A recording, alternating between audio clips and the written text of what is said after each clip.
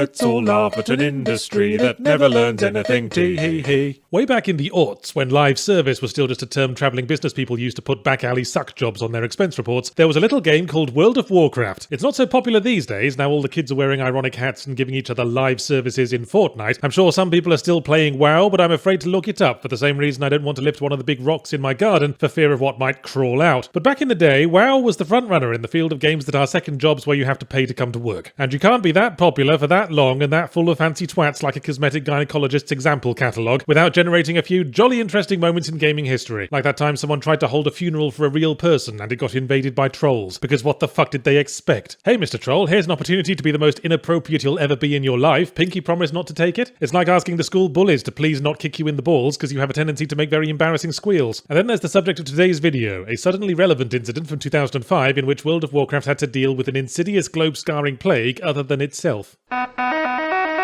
On September 13th, 2005, players joined the server of Archimond. World of Warcraft had this thing where they named servers from a 19th century book of baby names for very out-of-touch upper-middle-class people, and spawned in their preferred hub city to bask in the glow of patch 170. Then all of a sudden, one of them coughed. Then coughed again. Then their health bar turned inside out and all their blood exploded. Soon, every player in the near vicinity was turning into an Ebola fountain as the unkillable NPCs smilingly plied their trade awash in infected phlegm, ensuring that not even constant mass player genocide could stop the breakout. What the fuck was going on? An unannounced world event? The fanboys began dutifully praising Blizzard's innovative spirit and chiding the complainers for not getting it as they died in helpless agony over and over again, and meanwhile the Blizzard offices became ankle-deep in anxious urine trying to figure out why this was happening. The answer, it turned out, lay in a newly introduced raid instance called Zul'Gurub, which you'll note is an anagram of buggers up if you spell it completely wrong. The infection was in fact a debuff called corrupted blood, intended to spread from player to player, but not intended to exist outside of Zul'Gurub's final boss fight with Hakar the Soul Flayer. Yeah, everything in World of Warcraft was named like that. You have to remember, Fortnite players, that this was before your generation invented irony. The disease was supposed to go away after the subject died or killed Hakar the Bull Fondler, but like an irresponsible holidaymaker, Blizzard forgot about the fucking pets. Players whose pets contracted corrupted blood during the boss fight would despawn the pets before they died, and said pets would be preserved in stasis, infection and all, until the next time they were let out to go plop-plops in the overworld. But knowing where it came from didn't help much once it was out there, and turning all the major population centres into oceans of skeletal corpses on a scale rarely seen outside fashion model conventions, Blizzard suggested that players observe quarantine protocols, but not enough people took them seriously, presumably because they had 9 panther clitorises for a quest giver in Ironforge, and no public health order from the actual all-knowing gods of the universe was getting between them and their slightly better pair of adventuring trousers, goddammit. But when it became clear that the plague wasn't stopping anytime soon, and it began spreading to other servers, and players were faced with the hideous prospect of having to log off for a while, and perhaps even leave the house, God forbid, the really interesting behaviour started. Players started channeling their inner white suburbanite and fled the cities for the relative peace of the countryside. With no apparent organisation, cordons were formed to advise others away. Healers coordinated to keep people alive. Higher level players with enough health to ride out the infection voluntarily went into the cities to see if they could get a handle on things. All of which might give one optimism for humanity, were it not for 2 things. 1, it was in World of fucking Warcraft, and 2, it was ultimately as much use as bubblegum toilet paper because of all the other players. On the one hand, there were the rubberneckers, people logging in who wanted to see all this interesting carnage they'd heard about because this was only 4 years since the 9/11 attacks and there'd been nothing since then that had made for quite as good television. And then there were the trolls, the griefers, and oh boy, this was like all their snow days had come at once, and they were going to do everything they could to keep it going. Some of them started hiding out in the mountains, continually reinfecting each other, so at the first sign of the infection clearing up somewhere, they could run down and lick all the doorknobs. So between them and the tourists, it was clear that the plague was never going to get a chance to clear up. And so Blizzard had no option but to contact one of the figureheads of the quarantine effort and have him construct a giant wooden boat, in which he was directed to place 2 of every monster, so that they could send a rainstorm for 40 days and 40 nights. Now I'm fucking with you, they just hard reset the servers. Bit anticlimactic, really. But Blizzard were inspired by this debacle, and in 2008 orchestrated a deliberate, not quite as contagious global plague of zombie virus to promote the Wrath of the Lich King expansion, whereupon the player base agreed in one voice that global plague events are actually kinda lame. Bit anticlimactic, really.